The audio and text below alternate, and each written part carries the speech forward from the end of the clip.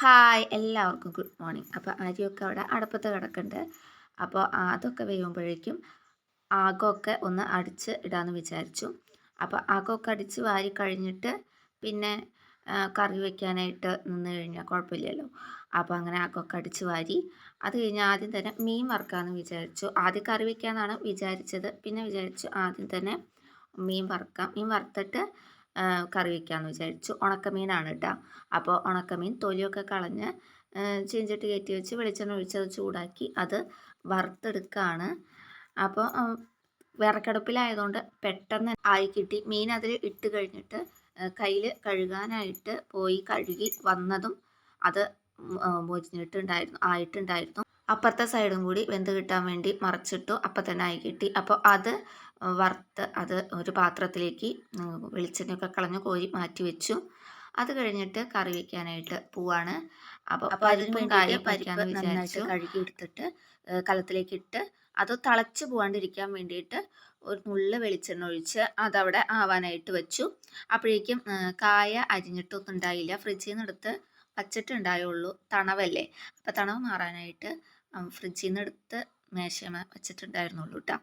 അപ്പോൾ അതവിടെ ആവുമ്പോഴേക്കും കായ അരിയാന്ന് വിചാരിച്ചു. കായയുടെ തൊലി കളഞ്ഞു എന്ന് വെച്ചാൽ മുഴുവനായിട്ട് കളയല്ല, ആ സൈഡ് ഇങ്ങനെ ചീന്തി കളയില്ലേ, അങ്ങനെ കളഞ്ഞു. അപ്പോൾ അതൊക്കെ കളഞ്ഞു കഴിഞ്ഞിട്ട് അത് കഴുകി എടുത്തു കേട്ടോ. അരിഞ്ഞിട്ടല്ല കഴുകാൻ നിന്നത്, കഴുകിയിട്ടാണ് അരിയണത്. അത് പോയി നന്നായിട്ട് കഴുകി കൊണ്ടുവന്നിട്ട് 4 കഷ്ണമായിട്ട് ചെറുതായി അരിയാണ്. 4ആയിട്ട് മുറിച്ചിട്ടാണ് അരിയണത്. അപ്പോൾ അതൊക്കെ അരിഞ്ഞ് കഴിഞ്ഞിട്ടുണ്ട്. അതൊക്കെ അരിഞ്ഞു കഴിഞ്ഞിട്ട് അത് കൊണ്ട് നേരെ അപ്പോഴേക്കും പരിപ്പ് പകുതി വേവായിട്ടുണ്ടായിരുന്നു. അപ്പോൾ അതിലേക്ക് ഇട്ടു കേട്ടോ.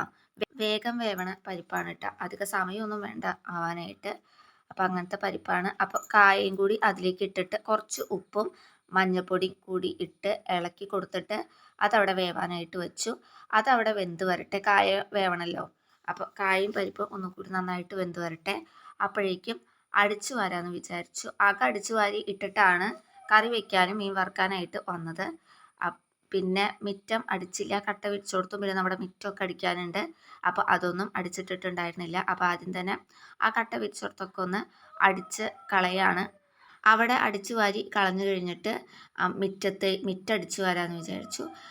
ആദ്യം തന്നെ അപ്പോൾ അകമൊക്കെ അടിച്ചു കഴിഞ്ഞിട്ട് കറി അടുപ്പത്ത് ഇട്ട് കഴിഞ്ഞിട്ട് മിറ്റമൊക്കെ അടിക്കാൻ നിന്ന് കഴിഞ്ഞാൽ എല്ലാം വേഗം ആവുമല്ലോ. അപ്പോൾ അതാണ് ആദ്യം തന്നെ മിറ്റടിക്കാണ്ട് അകം അടിച്ചിട്ട് കറി വയ്ക്കാനായിട്ട് വന്നത് കേട്ടോ. അപ്പോൾ മിറ്റമൊക്കെ അടിച്ചു വാരി കളഞ്ഞു. അത്യാവശ്യം കരടൊക്കെ നല്ലോണം ഉണ്ടായിരുന്നു.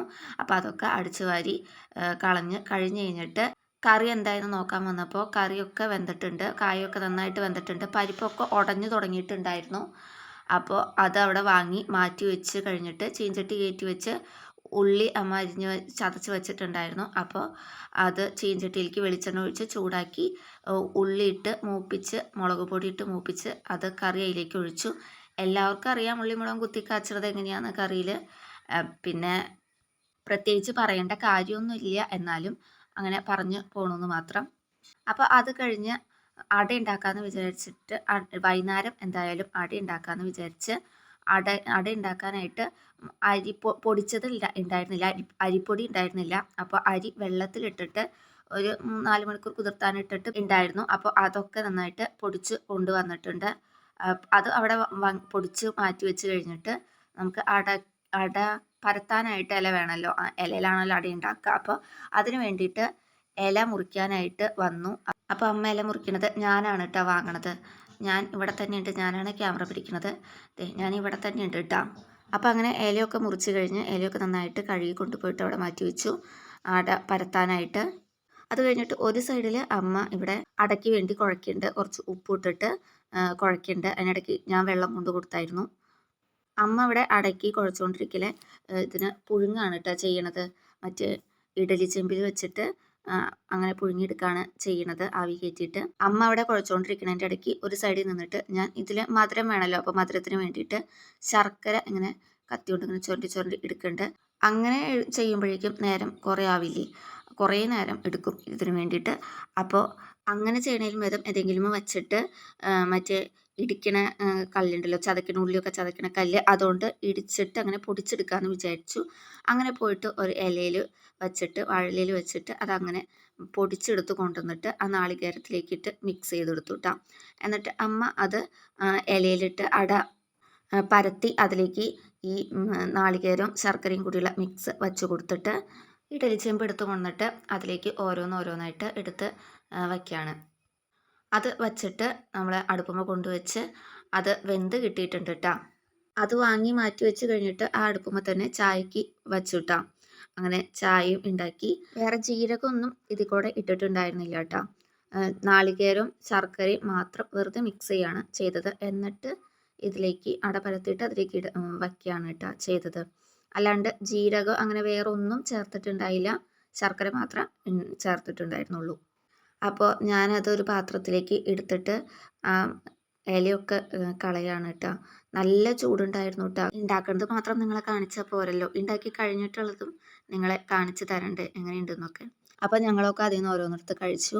അപ്പോൾ കഴിക്കണതൊന്നും കാണിക്കാനായിട്ട് നിന്നില്ല. അപ്പോൾ ഇത്രയേ ഉള്ളൂ ഇന്നത്തെ വീഡിയോ. ഇന്നത്തെ വീഡിയോ എല്ലാവർക്കും ഇഷ്ടമായെന്ന് വിചാരിക്കുന്നു. ഇഷ്ടമായി കഴിഞ്ഞാൽ മറക്കരുത് സബ്സ്ക്രൈബ് ചെയ്യണം.